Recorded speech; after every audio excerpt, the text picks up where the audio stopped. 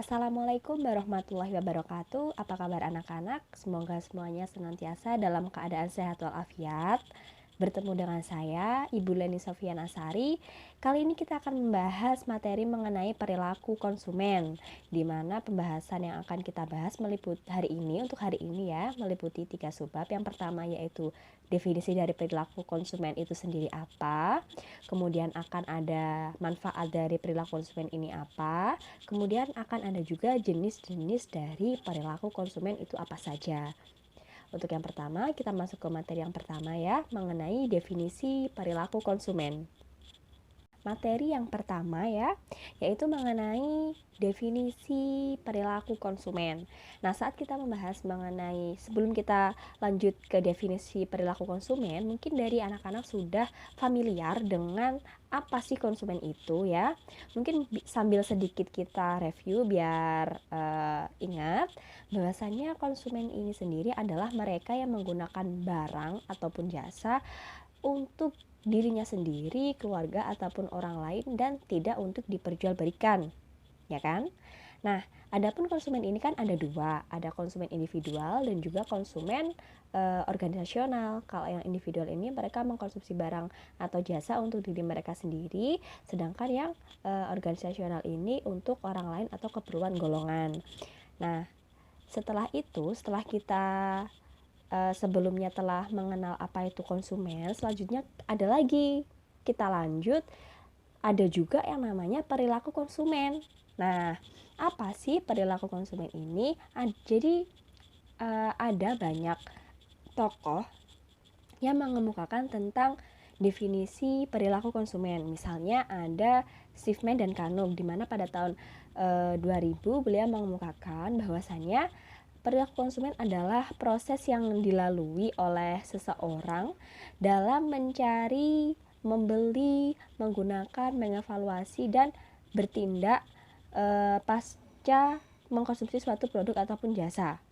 Nah, kemudian ada juga definisi lain dari Winardi, di mana beliau mengemukakan bahwasannya perilaku konsumen adalah perilaku yang ditunjukkan orang-orang dalam merencanakan, membeli, dan menggunakan suatu produk ataupun jasa.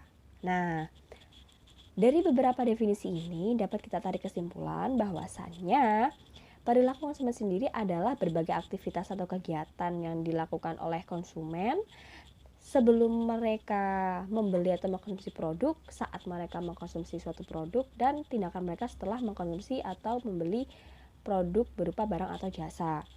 Biasanya meliputi aktivitas mencari, kemudian memilih, kemudian Anda membeli, kemudian setelah membeli ini aktivitas mereka apa, perilaku mereka bagaimana. Nah, itu bisa dikategorikan sebagai perilaku konsumen. Nah, secara sederhana, jadi perilaku konsumen ini, studi mengenai perilaku konsumen ini bisa menyangkut 5W1H. Nah, apa saja 5W1H ini? 5W1H di sini menyangkut what, why, who, when, where, dan juga how.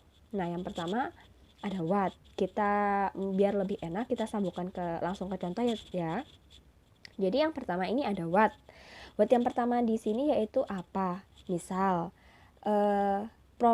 apa sih facial wash yang diinginkan orang-orang? Apakah yang bisa membuat putih atau membuat glowing, atau yang harganya murah, atau yang bisa menghilangkan kulit berminyak? Kan bermacam-macam. Nah, kita harus mengetahui lebih spesifik agar kita juga dapat menentukan target pasar kita. Yang kedua misalnya who, siapa target pasar kita, siapa sih yang biasanya banyak menggunakan facial wash ini, misalnya apakah mulai dari rentang usia remaja atau dewasa atau bahkan usia produktif, ibu-ibu gitu ya.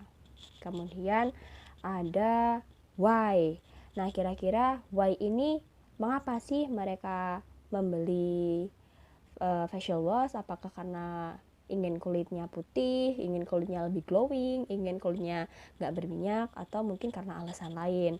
Kemudian ada juga where. Nah, ini di mana? Misalnya di mana mereka biasanya membeli produk facial wash ini? Apakah lebih banyak di Alfamart atau toko-toko kelontong biasa atau bahkan di online shop. Jadi ini kalau misal kita tahu di mana mereka sering membeli produk, maka dapat juga kita gunakan sebagai pertimbangan kita akan lebih banyak menstok barang ini di mana. Apakah kita akan lebih banyak menstok barang di online shop atau melalui online shop atau melalui toko-toko retail atau pasar.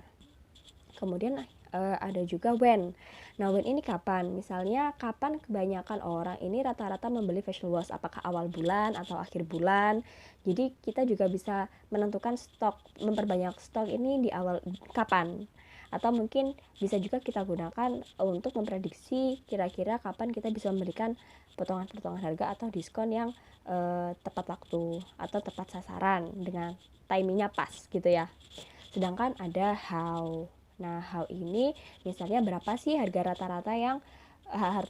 rata-rata facial wash yang laku di pasaran. Jadi ini juga bisa kita gunakan untuk menentukan range harga untuk produk yang kita produksi. Seperti itu.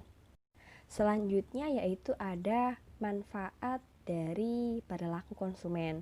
Nah, kita berbicara manfaat perilaku konsumen ini dari segi pemasar ya anak-anak. Jadi, kalau dari segi pemasar, alasan mengapa kita perlu menganalisis perilaku konsumen, mengapa kita perlu mengerti apa itu perilaku konsumen, bagaimana itu perilaku konsumen, hal ini dikarenakan asumsi kita sebagai pemasar ya. Jadi, dari segi pemasar, perlunya menganalisis atau melakukan analisis kepada perilaku konsumen ini dikarenakan apa? Dikarenakan kita tahu bahwasannya masyarakat kita atau konsumen ini beragam. Beda lingkungan, beda kebudayaan, biasanya beda juga perilaku atau daya beli mereka terhadap suatu produk atau jasa.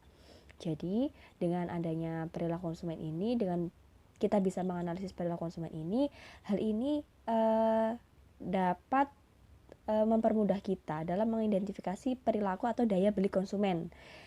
Misalnya mulai dari proses pembeliannya serta faktor-faktor yang mempengaruhi dalam keputusan pembelian atau mengkonsumsi barang atau jasa. Selain itu, dengan adanya analisis perilaku konsumen, kita juga bisa lebih memahami konsumen dalam berbagai perspektif dan juga pastinya dapat menghasilkan berbagai keuntungan. Misalnya apa? Dengan kita mengetahui perilaku konsumen, kita dapat membantu manajer dalam menentukan keputusan. Pastinya dengan pertimbangan 5W1H yang sebelumnya sudah saya jelaskan tadi. Kemudian perilaku konsumen ini juga bisa dijadikan sebagai dasar teori dalam menyusun undang-undang. Misalnya apa? Di Indonesia sendiri ada undang-undang tentang perlindungan konsumen, di mana undang-undang ini yaitu pada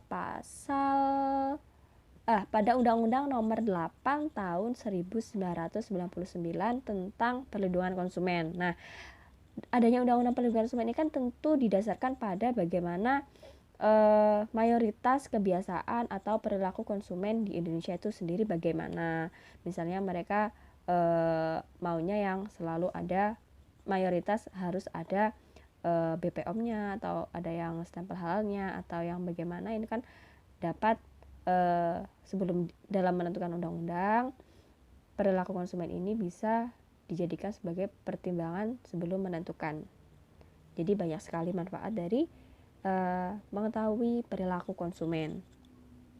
Selanjutnya ada jenis-jenis perilaku konsumen. Nah, di sini ada dua jenis perilaku konsumen, yaitu konsumen rasional dan juga konsumen irasional. Nah, siapa sih konsumen rasional dan irasional ini? Yang pertama ada konsumen rasional. Nah, jadi konsumen rasional ini adalah mereka yang secara umum mengonsumsi barang ini dengan mengedepankan aspek kebutuhan daripada keinginan. Jadi mereka lebih berorientasi pada daya guna suatu barang ataupun jasa. Umumnya konsumen rasional ini mereka yang membeli barang karena kebutuhan bukan karena keinginan dan lebih mementingkan kualitas. Kemudian mereka cenderung tidak mudah tergiur pada promo ataupun diskon. Nah, sedangkan yang irasional ini konsumen yang kebalikannya rasional. Jadi mereka konsumen yang berorientasi pada lebih pada keinginan daripada kebutuhan. Selain itu mereka cenderung lebih membeli barang karena keinginan dan mudah tergiur dengan barang-barang promo ataupun iklan ataupun barang-barang diskon. Saya rasa sekian, cukup itu ya materi kita pada hari ini. Apabila mungkin dari anak-anak ada yang masih bingung atau ada yang ingin ditanyakan, bisa tanya ke saya melalui WhatsApp ya. Tetap semangat, tetap jaga kesehatan. Kita bertemu di pertemuan selanjutnya. Saya akhiri pertemuan kita pada hari ini. Wassalamualaikum warahmatullahi wabarakatuh.